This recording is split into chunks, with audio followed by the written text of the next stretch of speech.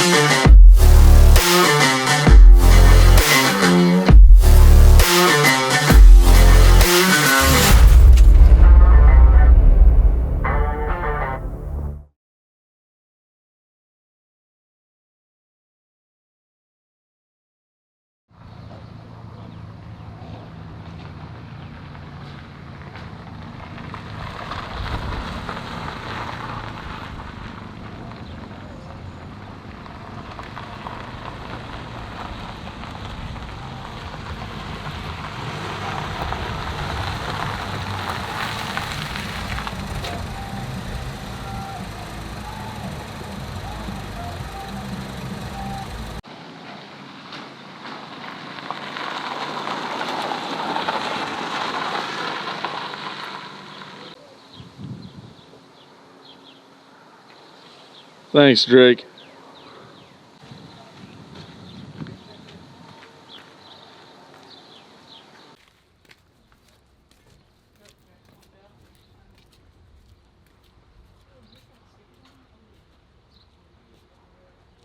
How's that wall? Alright, sounds good. Alright, Coach. How long have you been coaching at Sandy Creek football? This was my 4th year. So 3 years as an assistant before this year and then next year. You know, we really talked a lot about just growth together, kind of learning the game, kind of take it as it goes. You know, we wanted to compete every single day, which I think the boys did a really good job of, but we all had a lot to learn, especially in the summer. It was early. The game, you know, it's football, but it's a different game. And so it took some time for us to adapt to that. And we had to spend a lot of time trying to figure out where to plug guys in, where to put guys, where they'd be successful. Because positionally, things are different, man. Especially schematically, it just depends on what you do. So that was a big challenge for us, especially early, figuring out where guys would fit and where we thought they'd be successful. And we did have to move guys around quite a bit as well throughout the season because we really didn't have that finalized in the preseason. Coach Wiseman, how long have you been coaching football at Sandy Creek? This would be my 5th year coaching and teaching at Sandy Creek. We didn't really know what to expect a whole lot. We knew that us as coaches, we had to learn a lot about, you know, switching from 11 to 8. But, you know, I think the positivity and the mindset of everybody from coaches to kids, we knew that we were going to be okay. We weren't really worried about winning and losing as much as we were worried about learning. I don't know if you're strong enough to mess with that guy or not, right? You're just on the stop, 3rd down. So I'm giving you the okay to go, right? Now, if he goes away and they start pushing you down, what do you got to do? Push back, right? Fight pressure. Okay, clap. All right, Drake. So being a senior this year, what was it like for you transitioning from 11 to 8? It was a lot different game. We had a lot to learn, but I think it was a good opportunity. 8-man kind of suits our team a little better than 11-man, so I think we all knew that we needed to adapt, and I think we did a great job with that. It's not as hard as I thought it was going to be at the beginning of the year. Really helped that coaches talked a lot, showing us what to do, how to do it. The years before, I played running back and linebacker, and actually this year I got switched down to offensive line and defensive line. So I got to learn a whole new position, and that was definitely a learning process, and I eventually got through it and actually did pretty good at it, and I loved it. It's just a lot quicker game. I think it's just having 3 linemen instead of 5 is just a big transition, especially when we we do a lot of read option stuff like that. It's another gap closer, so it just makes things a lot quicker. You just gotta put your foot in the ground, make a decision, and just go with it. As a senior, it was a pretty big deal to us. It was pretty difficult, especially since we were doing a lot of 11-man freshman through junior year. Well, for starters, when I came here, I didn't even know what football was, like normal football. So when I started practicing, I had no idea what I was doing. It was much more physical than I thought, and I didn't know the rules at all. So the transition from normal football to 8-man wasn't like a big one for me because I never played normal football. So 8-man was kind of the first thing that I even tried.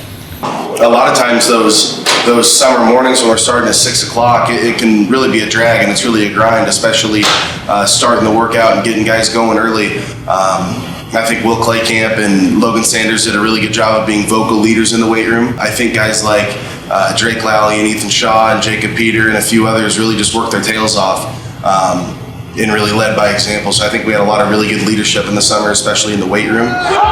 Get on! Get on! Yeah! When it came to the camps that we went to this summer, I felt like we had great leadership from our upperclassmen. Guys competed. There was great communication, which is a big thing, especially early in the preseason in those camps when a lot of the things are new. Communication on the field is huge, and I think we had a lot of that, which really helped us be successful in those camps and helped us get what we needed to get out of those things. And that came from not just those captains, but really the upperclassmen and a lot of those sophomores as well. What is your goal and your mission this year? I don't know. It's something that you should have conversations with yourself about. But how are you going to get to that goal? Okay, well, it starts Monday. And we can't wait. We can't lose a day. Okay, so you have to come Monday locked in on how we get to the playoffs. How do we get to the playoffs? Playoffs is our goal. Well, how do we get there? And it starts Monday, right? So everybody needs to be locked in Monday when we're there. Competition needs to be high. Energy needs to be high. Okay, all that stuff. Starting Monday, not waiting for a week, not waiting till Wednesday. Okay, Monday, be locked in. Good. That was a good break.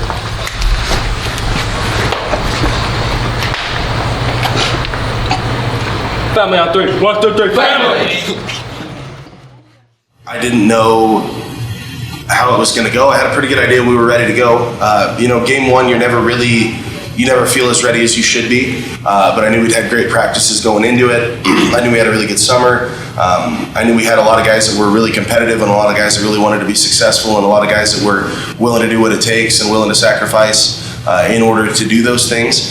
And man, my heart was racing. As the season progressed, that I definitely felt more calm during that time. And a lot of those conversations happen with coaches of what are we going to do in this situation and that situation. And that's all really just reaffirming conversations, because those are conversations you have way earlier in the week. Those are decisions that have already been made.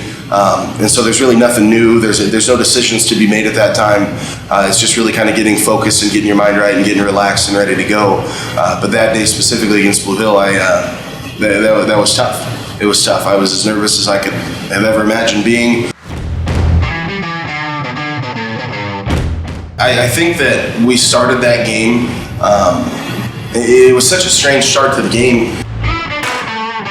We started on defense. We went and got a stop right away. I think we all felt like coming into 8-man, that was going to be really hard to do, to get stops. We felt like every game was going to be 60-50 the way we wanted to play.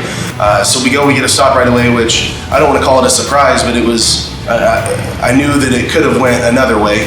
So we did get the stop. Then we got the ball down to like the 7 or 8 yard line, and I thought, well, here we go. We're going to punch this one in, and then we never did. We got stopped in the red zone, which was really disappointing. And so I was really nervous with how our kids would respond. We graduated a lot of leadership from last year, a lot of seniors that really led our team both vocally and through their actions. And we knew we had great leadership throughout the summer, but coming into that game, I really didn't know what to expect. I didn't know how our guys would respond, and we had adversity right away that we had to deal with, and the guys did a great job of it. After getting stopped there in the red zone, we went and got another stop, and then went and punched it in right away, and we kind of took off from there.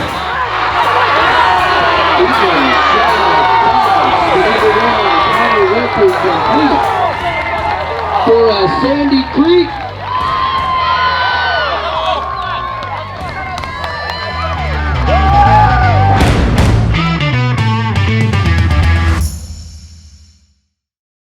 It was pretty exciting because, I mean, stuff just really opened up for us on offense. Defense, we were getting stops, we were flying around. The energy was something that I'd never really experienced before. I played basketball back in Czech, but the energy, the atmosphere wasn't nearly as much as it was here.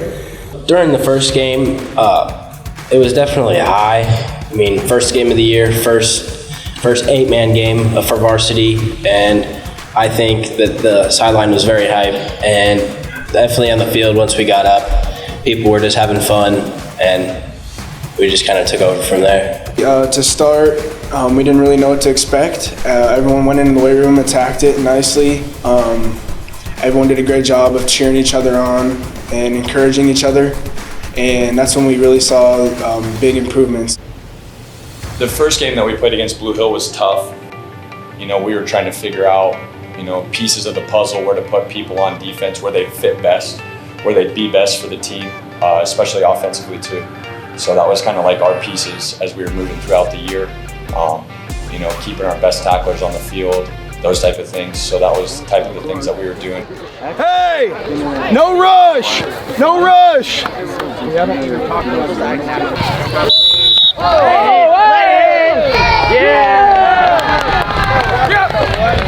Good job, Austin.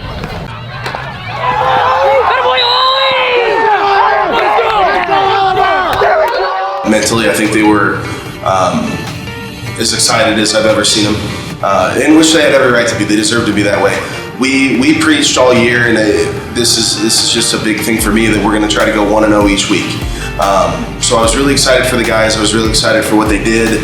I thought the work they put in the off season, in the summer, I thought that they earned that win at that time. I don't think they just earned that win in the couple weeks leading up to the game. I think they earned it throughout the summer with the work that they put in and the time that they spent leading each other and growing together as a program and as a team. But for me, it was, you know, let's be really excited about this one tonight. Let's be really excited about it tomorrow. And then Sunday, it's time to move on because we want to go 1-0 each week. Our goal wasn't to win the first game and then see how the rest of the season goes. Our goal was to go 1-0 each and every week and to make it to the playoffs and make a run. Our motto was 1-0 every week. You know, like that was our motto.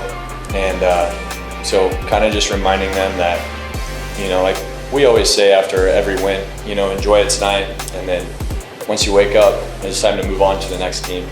And they know that. We talk about it all the time, so they know to celebrate and have fun, you know, when we win. But they also understand that that's kind of the expectation, is to succeed, and expectation is to move on to the next one and prepare for the next one and get ready to win again. You feel like you were on top of the world. Like, what were you feeling when you won? I felt like this game's easy. We're gonna be top of the top. Oh yeah, 70 whatever. Wait, what was the score? 70-0. Okay, so 70-0. That was just like, all right, here we go. You know, we're about to bust everybody's butts. It doesn't matter. Like, we're on top.